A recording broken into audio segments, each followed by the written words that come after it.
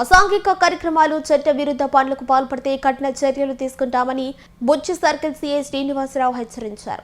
నూతనంగా బాధ్యతలు స్వీకరించిన ఆయన సోమవారం సీఐ కార్యాలయంలో విలేకరుల సమావేశం నిర్వహించారు.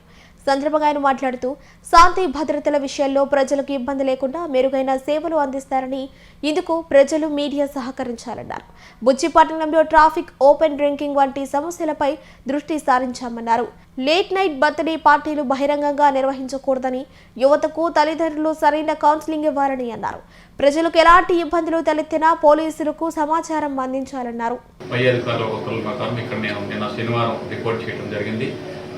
తర్వాత మా యొక్క పై సీనియర్ అధికారుల ఉత్తర్వుల ప్రకారం, ఆదేశాల ప్రకారం ఈరోజు ఈ యొక్క బుచ్చిరెడ్డిపాలెంలో శాంతి భద్రతల విషయంలో ఎటువంటి తావు లేకుండా పనిచేయడానికి మీ అందరి సహకారంతో పనిచేస్తానని తెలియజేస్తూ ఉన్నాను. అదేవిధంగా గౌరవ ఎమ్మెల్యే గారి యొక్క సూచనలు సలహాలను పాటిస్తూ మా యొక్క పై అధికారుల ఉత్తర్వుల మేరకు మనసావాచకరణ ఈ మండలంలో ఉన్నటువంటి ప్రజానీకానికి మా యొక్క సేవలు అందించడానికి మేము సంసిద్ధంగా ఉన్నాము. మా యొక్క స్టాఫ్ యొక్క సహకారం తీసుకుని ఉన్నటువంటి సమస్యలు పరిష్కారం చేసుకుంటూ లా అండ్ ఆర్డర్ విషయంలో మంచి సుపరిపాలన ప్రయత్నం చేస్తామని, దానికి మీ అందరి సహాయ సహకారాలు కావాలని నేను మీడియా మిత్రులందరికీ ఈ అదేవిధంగా ప్రజలందరికీ కూడా తెలియజేస్తాను. నేను 24 గంటలు అవైలబుల్గా ఉంటాను.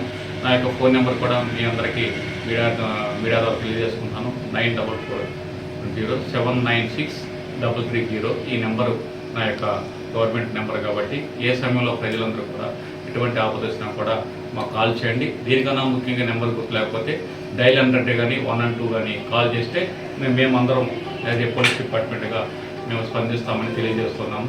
మరి ముఖ్యంగా నేను వచ్చిన తర్వాత కొన్ని విషయాలు రావడం జరిగింది. మరి ముఖ్యంగా ఈ టౌన్లో మంది మున్సిపాలిటీకి సంబంధించినవి కాబట్టి ట్రాఫిక్కి సంబంధించి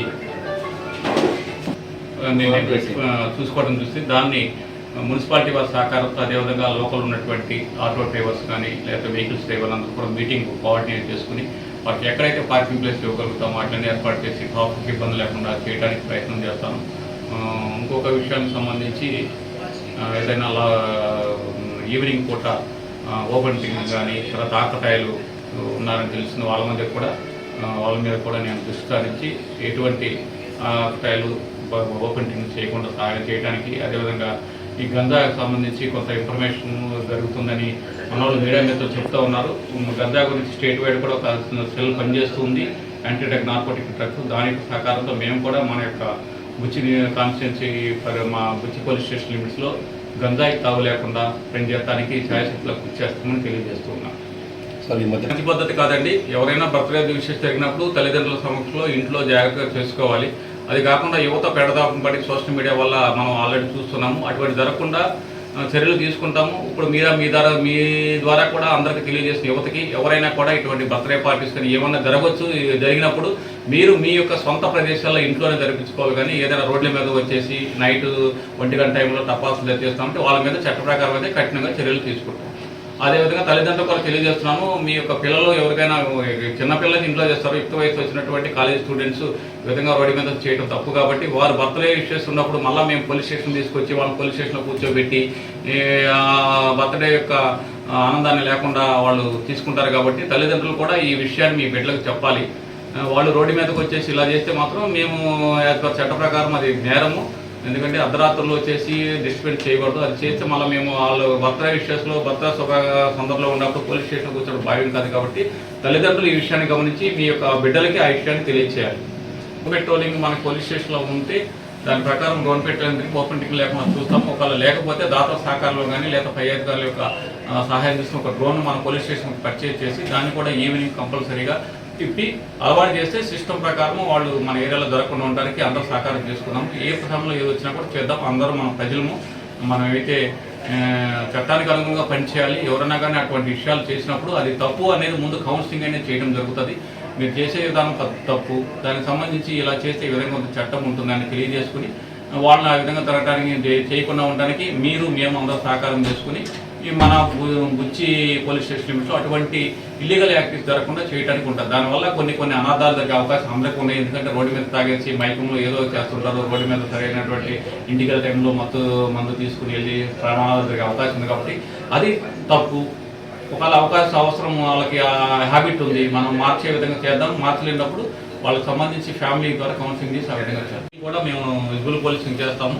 అటువంటిది ఎవరైనా కానీ మన దృష్టికి వస్తే మేము వెంటనే చట్ట ప్రకారం చర్య తీసుకుంటాము. ముందు కౌన్సిలింగ్ చేస్తాం. ముఖ్యంగా మీ ద్వారా నేను ఫస్ట్ తెలియజేసేదంటే, ఏదైతే మనం చేస్తున్నామో ఓపెన్ డ్రింకింగ్ కానీ, అదేవిధంగా బైకులు కానీ, ఈ యొక్క నైట్ కేకులు కట్ చేయడం కానీ, ఇవన్నీ కూడా చట్టవిరుద్ధమైన పనులు.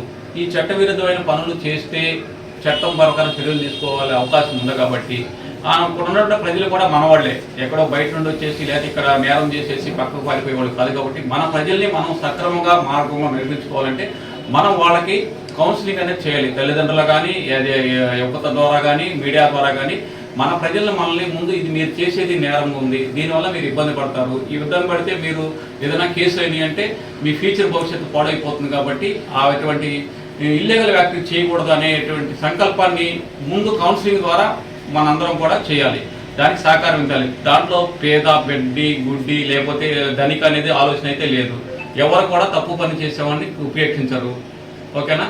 కొన్నిసార్లు అనుకోకుండా యాజ్ ఏ హ్యూమన్ బీయింగ్గా మన తప్పులు జరిగినప్పుడు మనం ఆ తప్పులు రెక్టిఫై చేసుకోవాలి. మనం వెళ్ళే మార్గం మంచిది కాదు. ఆ మార్గాన్ని సరైన మార్గం మనం వెళ్తానికి మనందరం సహకరించాలి. కానీ దాన్ని మళ్ళీ మనం ఏదో పెద్ద ఒక్కసారి అతన్ని దౌర్జన్యం చేయడం కానీ లేదా అతన్ని కించపరచడం చేయడం వల్ల వాళ్ళు మానసికంగా కొన్ని ఇబ్బంది పడే అవకాశం. కాబట్టి ఏది మంచి ఏది చెడు అనేటువంటి విషయాన్ని మనందరం ఈ మండలంలో ఉన్నటువంటి ప్రజలందరం కూడా యూనిటీగా వాళ్ళకి తెలియజేసి చేద్దాం.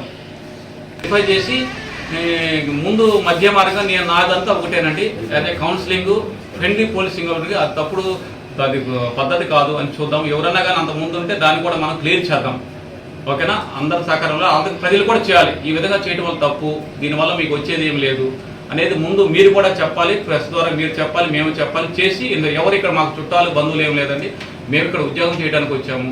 అదేవిధంగా లా అండ్ ఆర్డర్ విషయంలో గౌరవ ఎస్పీ గారి ఆదేశాల ప్రకారం, డిఎస్పీ గారి ఉత్తర్వుల ప్రకారం పనిచేస్తాము. అదేవిధంగా గౌరవ ఎమ్మెల్యే గారి ఆ ఆశయాలకు అనుకూలంగా ఈ యొక్క బుచ్చి పోలీస్ స్టేషన్లో ఎటువంటి అవాంఛనీయ తనకులు సాగు లేకుండా సుపరిపాలన అందించే విధంగా మా పోలీసు పాత్ర ఏ విధంగా ఉంటుందని చేయడానికి మేము మనసావాచకరంగా ప్రయత్నం చేయడానికి సిద్ధుంటాము. అదేవిధంగా మనం కూడా ఒక విషయాన్ని నెగిటివ్ ఫీలింగ్లో తీసుకెళ్ళొద్దు.